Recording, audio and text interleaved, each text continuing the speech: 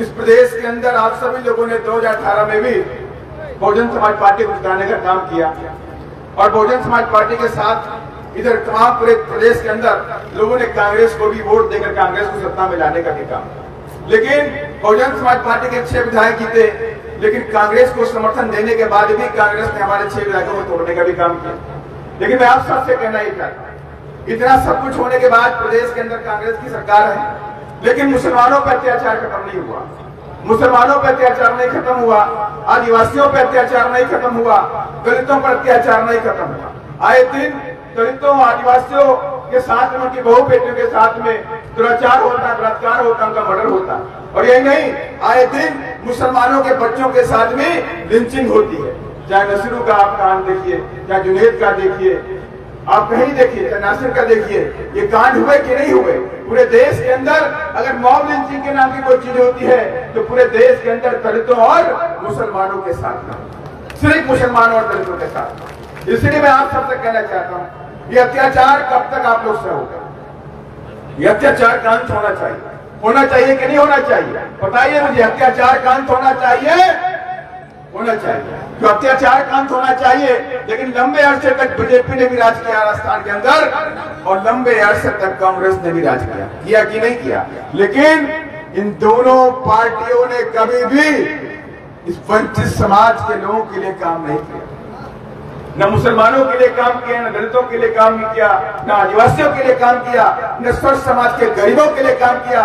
अगर इन दोनों पार्टियों ने राजस्थान में काम करने किया है तो बड़े बड़े धरना से तो और पूंजीपतियों के लिए काम किया और पूरे प्रदेश के अंदर नफरत की राजनीति पैदा कर दी गई, हिंदू मुस्लिम को लड़ाया गया।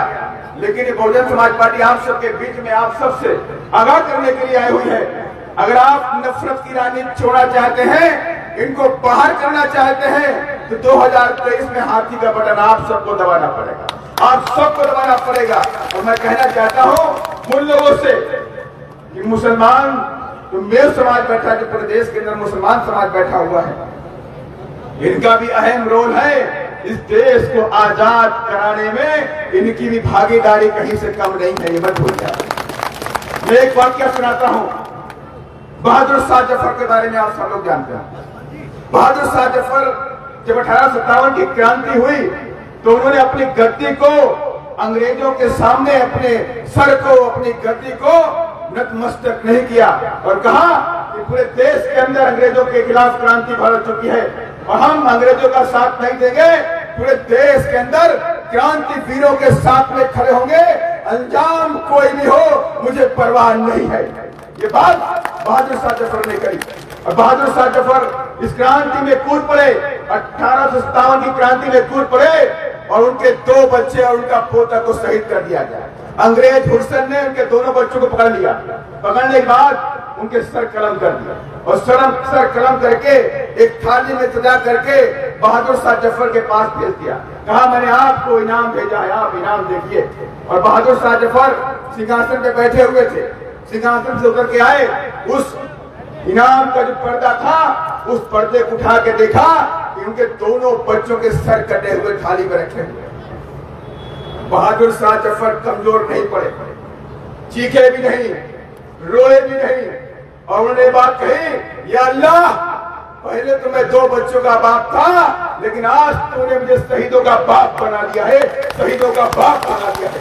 इसलिए मैं आप सबसे कहना चाहता हूं, जो लोग हिंदू मुस्लिम की नफरत की राजनीति करते हैं तो उनके लिए सबसे बड़ा हथियार आपके पास है वोट का हथियार। और सबसे बड़ी पार्टी आपके बीच में है जो बाबा साहब के संविधान को इस देश में लागू करना चाहती है, इस देश में भाईचारे की राजनीति करना चाहती है, तो बहुजन समाज पार्टी है। इसके अलावा और कोई पार्टी आपके पास में नहीं। हम कोई राजनीति, अभी हमारे बीच में हमारे राष्ट्रीय पार्टी जी है, 16 अगस्त इनके नेतृत्व में हमने एक यात्रा निकाली।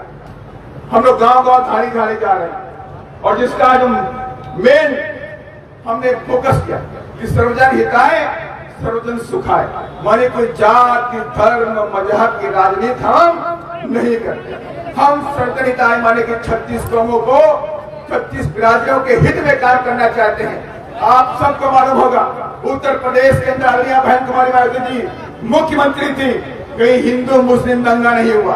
पूरा देश जानता है हमारे बहन जी के शासनकाल में जंगल राज खत्म हुआ, गुंडा राज खत्म हुआ, और जो हिंदू मुस्लिम की राजनीति करते थे उनकी दुकानें बंद कर दी माननीय बहन जी ने। और वो सारी दुकानें राजस्थान में भी हम बंद करेंगे, लेकिन आपका समर्थन के बिना नहीं पूरा होना।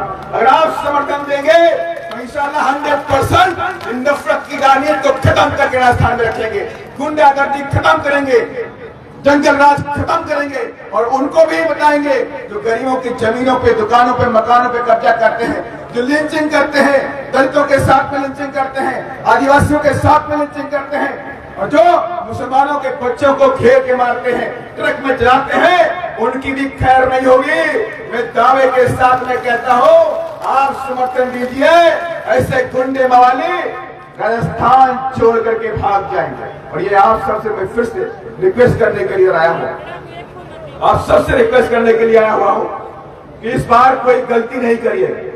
ये संविधान है बाबा साहब का जो आपके मान सम्मान इस देश में देता है, ये संविधान है बाबा साहब का जो आपको न्याय की बात करता है। अगर बाबा साहब का संविधान न हो तो आपकी सुनने वाला कोई नहीं है, हमारी सुनने वाला कोई नहीं है। तो इसलिए संविधान बचाना है तो 2023 में बहुजन समाज पार्टी की सत्ता को स्थान में बनाना है। और इसी संकल्प के जरिए हम लोग गांव-गांव, थाड़ी-थाड़ी घूम चुके हैं, निकल चुके हैं। अब ये कारवां रुकने वाला नहीं है, अब ये कारवां अपने मंजिल तक जा करके रहेगा।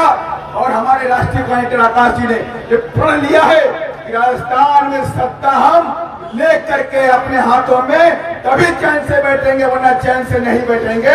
इसके लिए रात दिन करना पड़ेगा, काम करने का काम करेंगे। साथियों, इन्हीं सब बातों के साथ मैं अपनी बात को खत्म करूंगा।